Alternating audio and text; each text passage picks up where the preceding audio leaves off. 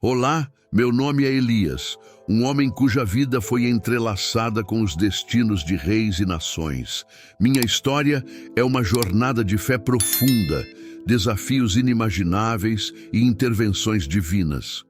Hoje, desejo compartilhar com vocês não apenas os eventos que vivi, mas também as lições que aprendi ao longo do caminho. Nasci em Tisbé, uma cidade situada nas colinas de Gileade. Era um lugar modesto, mas rico em beleza natural e simplicidade. Minha infância foi marcada por um profundo senso de conexão com Deus, uma presença que guiaria cada passo do meu caminho. Em um tempo onde a idolatria se espalhava por Israel, eu era um portador da verdade, um defensor da fé em um único Deus. Fui chamado para ser profeta em uma época tumultuada, sob o reinado do rei Acabe e sua esposa Jezabel. Eles promoveram a adoração a Baal, levando Israel a se desviar dos caminhos do Senhor. Minha missão era ser uma voz de desafio e de esperança, uma luz em meio à escuridão da apostasia e do desespero. Minha história é repleta de momentos de grande coragem e momentos de profunda vulnerabilidade. Desde anunciar uma grande seca em Israel até confrontar os profetas de Baal no Monte Carmelo, cada evento moldou o meu entendimento de fé, obediência e a natureza de Deus. No coração de Israel, sob um céu que parecia ter esquecido como chover, eu proferi a profecia que definiria meu destino. Diante de Acabe, com a ousadia que só a fé pode conceder, anunciei a seca que viria como resposta à idolatria do povo. Ao deixar o palácio, sabia que minha jornada estava apenas começando. Guiado pelo Senhor, encontrei refúgio no riacho de Querite, um lugar de isolamento e reflexão. Ali, em meio à natureza, fui sustentado por corvos, enviados de Deus. Cada manhã e cada noite, quando eles traziam meu alimento, eu era lembrado de que mesmo nos momentos de solidão, a providência de Deus permanece. Nos dias que passei à beira daquele riacho, refleti sobre a natureza da fé e da obediência. O murmúrio das águas e o som do vento nas árvores eram meus únicos companheiros. Foi um tempo de introspecção profunda, de entender que a fé requer não apenas coragem para falar, mas também para ouvir e esperar. Contudo, como um sinal da severidade da seca que assolava a terra, o riacho secou. Foi então que recebi minha próxima instrução divina. Deveria me dirigir a Sarepta, uma cidade em Sidom, onde uma viúva me sustentaria. Com a seca pesando em meu coração, parti, sabendo que cada passo me levava mais fundo no caminho que o Senhor havia traçado para mim. Ao chegar em Sarepta, encontrei a viúva que Deus havia mencionado. Ela estava à porta da cidade, recolhendo gravetos. A pobreza e o desespero estavam claros em seus olhos. Ao pedir água e um pedaço de pão, fui confrontado com sua realidade. Ela preparava-se para fazer uma última refeição com seu filho antes que morressem de fome. Com uma fé que até hoje me admira, desafiei-a a primeiro fazer um pequeno bolo para mim, com o pouco de farinha e azeite que tinha, prometendo que esses não se esgotariam. E assim ocorreu. Dia após dia, a farinha e o azeite se renovavam milagrosamente. Era um sinal claro da fidelidade e misericórdia de Deus em meio à desolação. Durante minha estadia, o filho da viúva adoeceu gravemente e veio a falecer. A dor e o desespero dela eram palpáveis. Levando o menino ao quarto superior, clamei ao Senhor por sua vida. Foi um momento de intensa súplica e fé, onde o poder da oração se manifestou. O Senhor ouviu meu clamor e o menino reviveu. Esses milagres em Sarepta não foram apenas para a sobrevivência daquela família, mas também um testemunho do poder de Deus para mim. Cada dia em Sarepta reforçava minha convicção de que mesmo nas circunstâncias mais desesperadoras, a mão de Deus está sempre presente, trabalhando em favor daqueles que confiam nele. Após longos anos de seca, Deus me instruiu a apresentar-me novamente diante de Acabe. Era a hora do confronto decisivo no Monte Carmelo. Ali, desafiei os profetas de Baal e de Azerá, representantes da idolatria que havia corrompido Israel. O desafio era simples: o Deus que respondesse com fogo seria reconhecido como o verdadeiro Deus. Os profetas de Baal clamaram, dançaram e se mutilaram diante de seu altar, mas não houve resposta. Seu desespero crescia à medida que o dia avançava, enquanto o céu permanecia calmo e o altar intacto. Então chegou minha vez. Reparei o altar do Senhor, que estava em ruínas, e preparei o sacrifício. Para demonstrar ainda mais o poder do milagre que estava por vir, ordenei que se derramasse água sobre o altar, até encher a vala ao redor dele. Então, com o coração pleno de fé, orei ao Senhor. No momento em que terminei minha oração, o fogo do céu desceu, consumindo o sacrifício, a lenha, as pedras e até a água. O impossível aconteceu diante dos olhos de todos. A reação do povo foi imediata e avassaladora. Eles se prostraram e declararam: "O Senhor é Deus." Naquele dia, o poder de Deus foi incontestavelmente demonstrado e a falsidade dos ídolos exposta. Ordenando que os profetas de Baal fossem capturados, eu sabia que um grande passo havia sido dado para restaurar a verdadeira adoração em Israel. Apesar da grandiosa vitória no Monte Carmelo, a ameaça de morte por Jezabel lançou-me em uma fuga desesperada. Cheguei ao ponto de desejar a morte, sentindo-me abandonado e inútil. Minha fé, que parecia inabalável no Carmelo, agora se via abalada pelo medo e pela solidão. No entanto, mesmo no Vale da Desolação, Deus não me abandonou. Fui sustentado por um anjo e caminhei 40 dias e 40 noites até o Monte Horebe. Ali, buscando refúgio em uma caverna, Deus me questionou: "O que fazes aqui, Elias?" Minha resposta foi um desabafo da alma, um relato de minha luta e desespero. Deus me instruiu a sair da caverna e se revelou de maneira única. Primeiro, um grande e forte vento que partia as montanhas, mas Deus não estava no vento. Depois, um terremoto, mas Deus não estava no terremoto. Seguiu-se um fogo, mas Deus não estava no fogo. E por fim, uma voz suave e delicada, um sussurro que alcançou o profundo de meu ser. Naquele sussurro, Deus me reafirmou meu propósito e me instruiu sobre os próximos passos. A revelação no Monte Horebe foi um marco em minha vida, um momento de profunda transformação pessoal. Aprendi que Deus se manifesta não apenas no espetacular, mas também na quietude, falando diretamente ao coração. Após deixar Horebe, carregando a revelação divina em meu coração, segui para a minha próxima missão. O Senhor me guiou primeiro para ungir Hazael como rei da Síria. Essa tarefa não era apenas um ato profético, mas um passo na moldagem do futuro de Israel e das nações vizinhas. A unção de Hazael era um sinal de que Deus estava trabalhando além dos limites de Israel, mostrando sua soberania sobre todas as nações.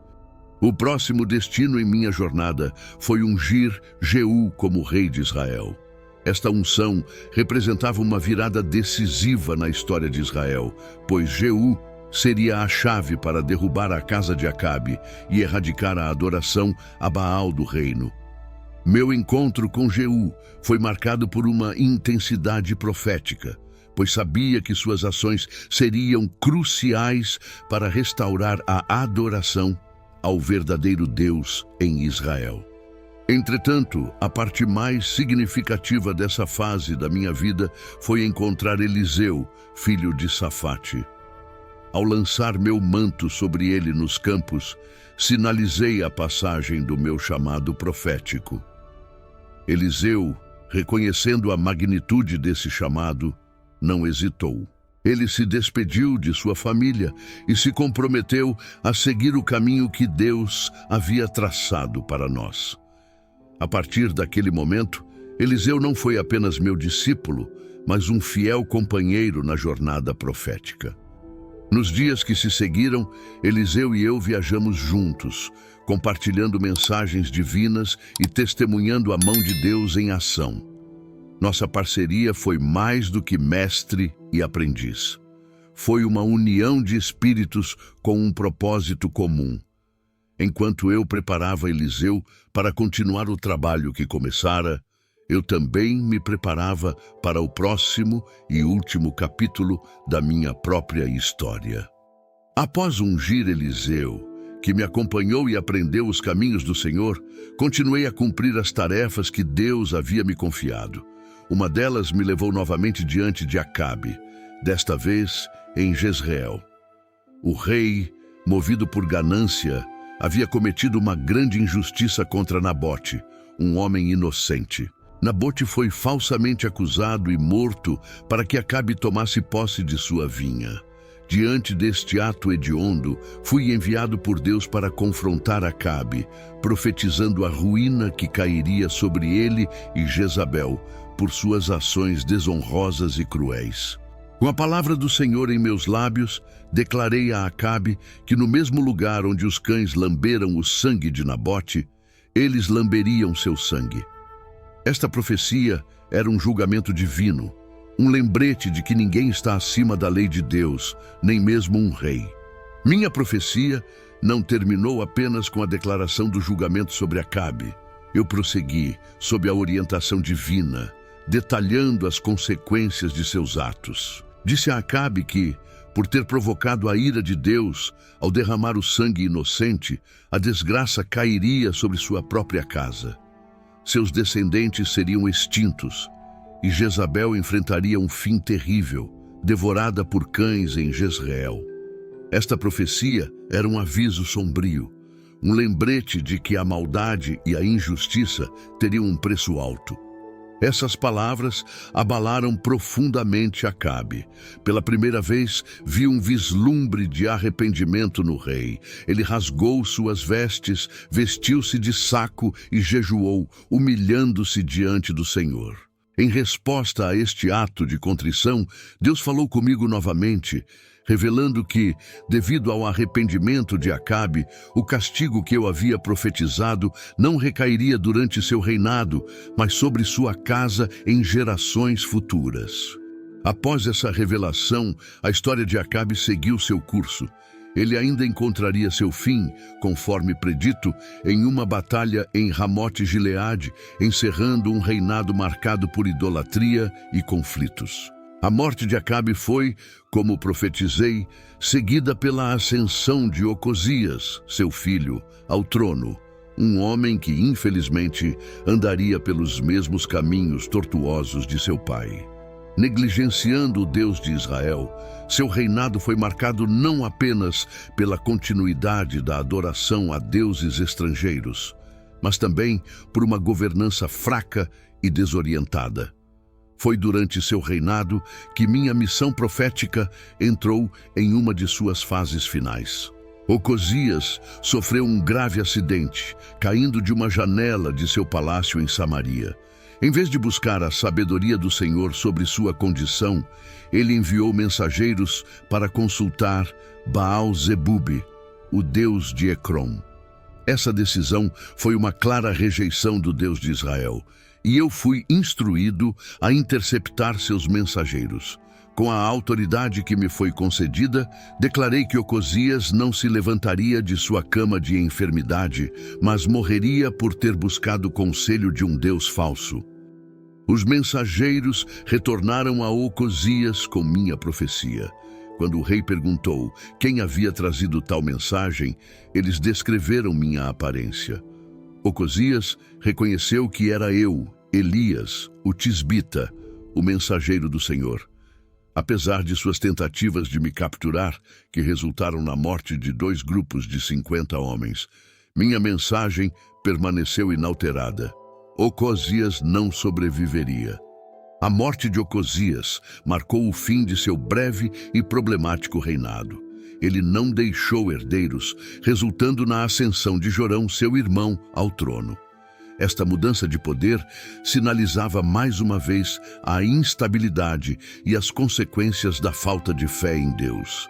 Minha interação com Ocosias foi um dos meus últimos atos proféticos, reafirmando a soberania do Senhor e a gravidade de se desviar de seus caminhos. Após cumprir minha missão divina, confrontando reis e anunciando a palavra de Deus, o momento de minha partida deste mundo se aproximou. Não seria uma partida comum, pois minha jornada terrena terminaria de maneira tão extraordinária quanto a vida que eu havia vivido. Ao lado de Eliseu, meu fiel discípulo e sucessor, iniciei minha última jornada terrena. Enquanto caminhávamos, sabia que o Senhor estava prestes a me levar para si. Instruí Eliseu a permanecer, mas ele, com uma lealdade inabalável, recusou-se a me deixar. Passamos por Betel, Jericó e, finalmente, chegamos ao Rio Jordão. Ali, com meu manto, golpeei as águas que se dividiram, permitindo-nos passar a seco. No outro lado do Jordão, perguntei a Eliseu o que ele desejava antes de eu partir. Eliseu pediu uma porção dobrada do meu espírito, um pedido que demonstrava seu desejo de continuar a obra de Deus com fidelidade e poder. Eu lhe disse que seu pedido seria atendido se ele me visse sendo levado. Enquanto ainda conversávamos, algo incrível aconteceu. De repente, um carro de fogo puxado por cavalos de fogo apareceu e nos separou. Então, fui elevado aos céus em um redemoinho. Eliseu viu tudo isso, cumprindo a condição para que recebesse a porção dobrada do meu espírito. Ele pegou meu manto que havia caído e retornou ao Jordão, onde demonstrou que o espírito de Elias agora repousava sobre ele. Minha ascensão aos céus não foi o fim, mas uma passagem para uma nova dimensão de existência ao lado de Deus. Minha jornada desde as colinas de Gileade até a minha ascensão aos céus foi repleta de desafios, milagres e revelações divinas. Cada momento foi um testemunho da presença e poder de Deus, seja em confrontos com reis, em alimentação milagrosa ou na divisão das águas do Jordão. Minha vida foi um exemplo de fé e obediência inabaláveis. Em tempos de apostasia, permaneci fiel ao Senhor.